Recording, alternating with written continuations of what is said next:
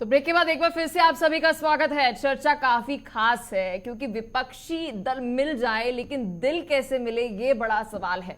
तो हमारे साथ मेहमान जुड़े हुए हैं। एक बार फिर से आपको बता दें, मनीष जी हमारे साथ बीजेपी से हैं, इम्तियाज जी हमारे साथ जेडीयू से हैं, खान जी हमारे साथ कांग्रेस से, तो वरिष्ठ पत्रकार हमारे साथ सुनील जी जुड़े हुए हैं। एक बार फिर से बहुत बहुत स्वागत आप सभी का। मनीष जी, मैं आपके पास आना चाहूंगी। अब ऐसा क्यों लगने लग गया है कि जैसे जैसे विपक्षी पार्टियों की ये बैठक नजदीक आ रही है, बीजेपी भी कहीं ना कहीं तिलमिला रही है, क्योंकि चुनौती तो पूरी पूरी आपके लिए भी है, क्योंकि 2024 के अंदर क्षेत्रीय दलों को आपको भी एक साथ करना है। जी मनीष जी। ये देखिए, बिल्कुल ये बात स्पष्ट है कि 2024 में प्रधानमंत्री पद के लिए कोई वैकेंसी नहीं, क्योंकि हाल में जो भी रिजल्ट आए हैं, जैसे कर्नाटक चुनाव की हम बात लेंगे। कर्नाटक में विधानसभा का चुनाव था और विधानसभा के मुद्दे उसमें प्रभावित हुए, जैसे सीएम चुनाव हार गए, लेकिन वहाँ जो वोटों का प्रतिशत रहा, जो हमारी लोकप्रियता थी या जो हमारे आधार पे जो वोट बैंक थे, वो जो आंकड़े हैं, वो आंकड़े लोकसभा के चुनाव में और ज्यादा बढ़ेंगे, इसकी हमको पूरी उम्मीदें हैं। बीच में हिमाचल से लेकर हिमाचल के भी चुनाव के परिणाम जो आए थे, तो 1% से भी कम वोटों का अंतर था, जबकि राज्य के चुनाव से राज्य के उसमें सब्जेक्ट थे तो नरेंद्र मोदी। ठीक है मनीष जी, माफ कीजिएगा, लेकिन डीके जी जो कह रहे हैं वो तो कह रहे हैं लोकसभा के अंदर कांग्रेस को और भी बेहतर जीत मिलेगी कर्नाटक से। जी मनीष जी। ठीक है, वो ये खुशफहमी पालने का हक सबको है, हमको भी है और उनको भी है, मैं उससे कोई आपत्ति दर्ज नहीं कराऊंगा। लेकिन बिल्कुल यह स्पष्ट है कि 2024 में पीएम पद के लिए कोई वैकेंसी नहीं है। ये जो विपक्षी एकता के नाम पर जो चीजें चल रही है, उसमें कुछ तो राज्य सरकारें अपने मुद्दों को, जो स्थानीय मुद्दे हैं, उनसे भटकाने के लिए ये सारा, जैसे बिहार में ही देखेंगी अगर आप, तो बिहार में स्थिति धरातल पे बहुत बुरी है, बहुत बुरी स्थिति है। जब से सरकार बनी है तब से हालत खराब है। तो अब क्या है कि प्रत्येक दिन मीडिया में आज ये बैठक है, कल वो बैठक है, तो परसों वहां जा रहे हैं, मुद्दों से भटकाया जा रहा है उस बहाने। लेकिन मैं यही कहूंगा कि अभी मैं कार्यक्रम अपने प्रवक्ता मित्रों का बयान सुन रहा था, जो कह रहे थे कि देश में अराजकता है और देश में संविधान खतरे में है। सच्चाई यह है, आप मणिपुर जल रहा है, प्रधानमंत्री बांसुरी बजा रहे हैं, मणिपुर जल रहा है, पीएम क्या कर रहे हैं? एक बार भी गए क्या? जब बात कर रहे हैं मैं चुप रहूंगा। चिंता है, देश का चिंता है। ठीक है, सुन लिया आपका सवाल है। राज अभिषेक करा रहे हैं, नया संसद बना के राज अभिषेक करा रहे हैं, देश का इतिहास से मिटा रहे हैं। थोड़ी देर और बोल लीजिए, मैं सुन। ठीक है मनीष जी बोलिए। लेकिन जब मैं बोलूंगा तो आप सुनिएगा, मेरा नहीं। ठीक है इम्तियाज जी, आपका सवाल सुन लिया, मनीष जी जवाब दे रहे हैं। जी मनीष जी। भैया, अगर आप प्रधानमंत्री बनने के उसमें उतावले हैं, मणिपुर क्यों नहीं गए? जाना चाहिए था ना, वहाँ की स्थिति तो देखनी चाहिए थी, क्यों नहीं गए? प्रधानमंत्री आप सवाल से भाग रहे हैं, पर आपको नहीं जाना चाहिए। प्रधानमंत्री कौन है? प्रधानमंत्री कौन है? देश के राजा कौन है? प्रधानमंत्री पद भूल गए? राजा घोषित कर लिया है, राजतंत्र बन गया है देश में। ठीक है इम्तियाज जी, आपका सवाल जो है राजतंत्र बन गया है कि दूध जाएगा। ठीक है इम्तियाज जी, आपका सवाल सुन लिया, आप बीच में। सवाल सुनिएगा। ठीक है, अब आपने जो सवाल बोला इम्तियाज जी, वह आपका सवाल का जवाब दे रहे हैं, थोड़ा सुनने की भी क्षमता रखिए। जी मनीष जी बोलिए। ये बात ध्यान में रखिएगा कि एक उंगली अगर आप किसी दूसरे की तरफ उठाते हैं तो 4 उंगलियां खुद की तरफ उठती है। भूल गए क्या? जब नालंदा जल रहा था और सासाराम जल रहा था, मुख्यमंत्री 4 दिन की दिल्ली यात्रा में मुख्यमंत्री के साथ कौन गिरफ्तार हुए? कौन गिरफ्तार हुए? भारतीय जनता पार्टी का एजेंट न गिरफ्तार हुआ, बजरंग दल का लोग गिरफ्तार हुआ। दंगाई कौन था? दंगाई कौन था?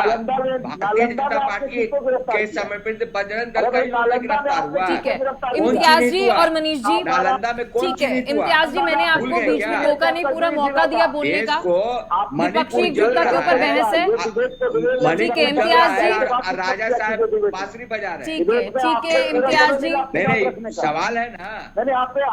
ठीक है इम्तियाज जी और मनीष जी, 100 करोड़ आप दोनों से मेरी गुजारिश है बात में युवाओं के कि मुद्दे पर बोलिए। सर मुझे मजबूरन आप दोनों को चुप कराना पड़ेगा प्लीज। प्रधानमंत्री करते हैं। ठीक है सुनील जी, मैं आपके पास आना चाहूंगी, क्या कहना चाहेंगे? क्योंकि इस वक्त बीजेपी के अंदर कॉन्फिडेंस नहीं, ओवर कॉन्फिडेंस दिख रहा है, क्योंकि कर्नाटक के अंदर जो कांग्रेस को जीत मिली है, वे कह रहे हैं कि हमारी लोकसभा चुनाव के अंदर और भी बेहतर जीत जो है वह कर्नाटक से मिलेगी, लेकिन बीजेपी कह रही है ऐसा कुछ नहीं होगा। जी सुनील जी, क्या कहना चाहेंगे?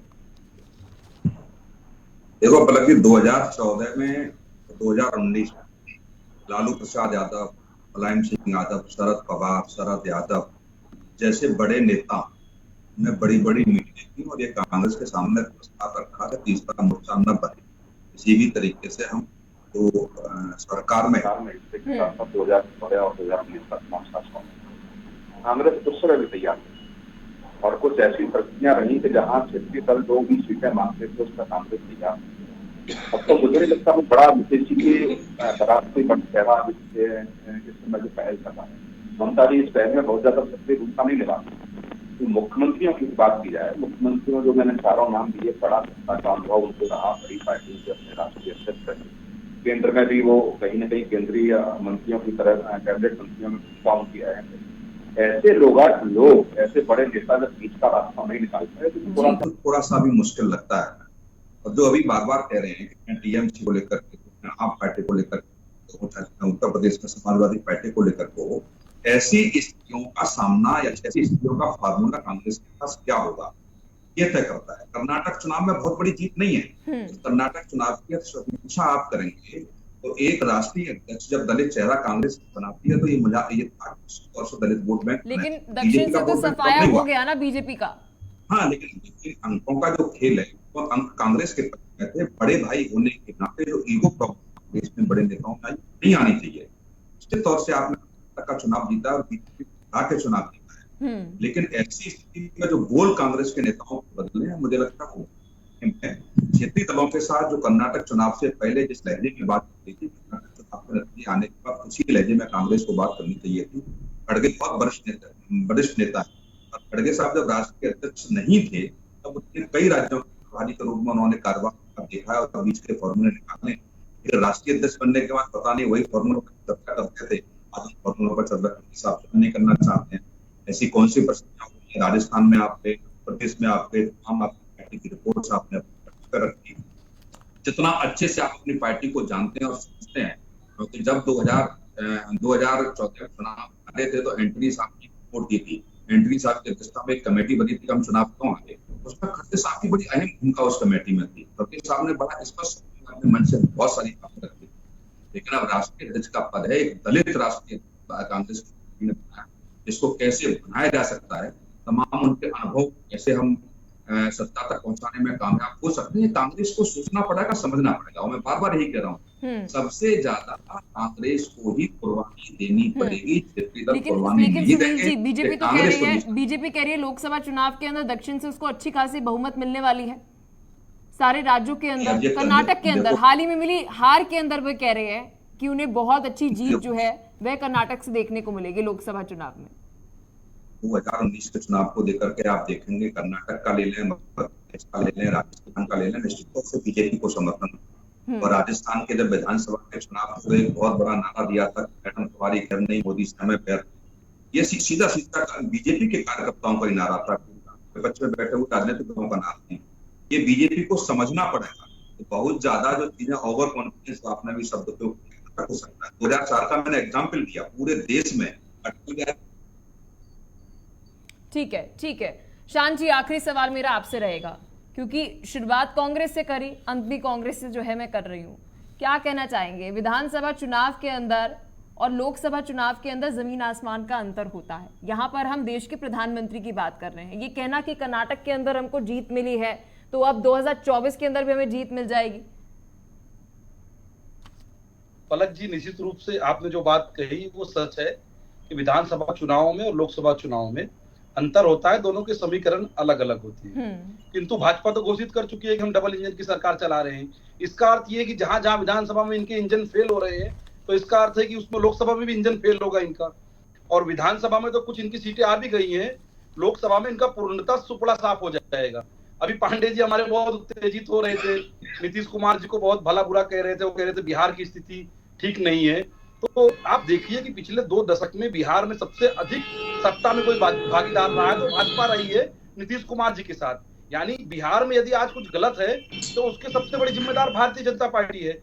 और जो नीतीश कुमार एनडीए के और भाजपा के सबसे पुराने साथी रहे हैं, लंबे समय तक भाजपा और एनडीए के साथ रहे हैं, यदि वही नीतीश कुमार आज भाजपा के सफाई के लिए एक अभियान का नेतृत्व कर रहे हैं, तो ये भाजपा के लिए शर्म का विषय है। ठीक है शान जी, ये बहुत बेहतरीन है, आपने बीजेपी के साथ जेडीयू को भी घेर लिया, बट समय हमें इतनी इजाजत दे पा रहा है। शायद जेडीयू के लिए आत्मचिंतन करने का मौका है, जिस कांग्रेस को वो एकजुट करने की कोशिश कर रही है उसकी विचारधारा जेडीयू के लिए क्या है। बहुत बहुत शुक्रिया आप चारों का हमारे साथ जुड़ने के लिए।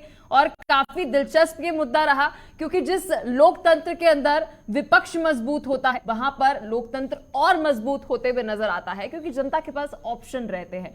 चर्चा आज इसी पर थी कि जहां विपक्षी दलों की बैठक हो भी जाएगी, क्या पीएम फेस के ऊपर फैसला आएगा, और जब पीएम फेस के ऊपर फैसला ले पाएंगे तो सबसे बड़ा सवाल यह है कि क्या क्षेत्रीय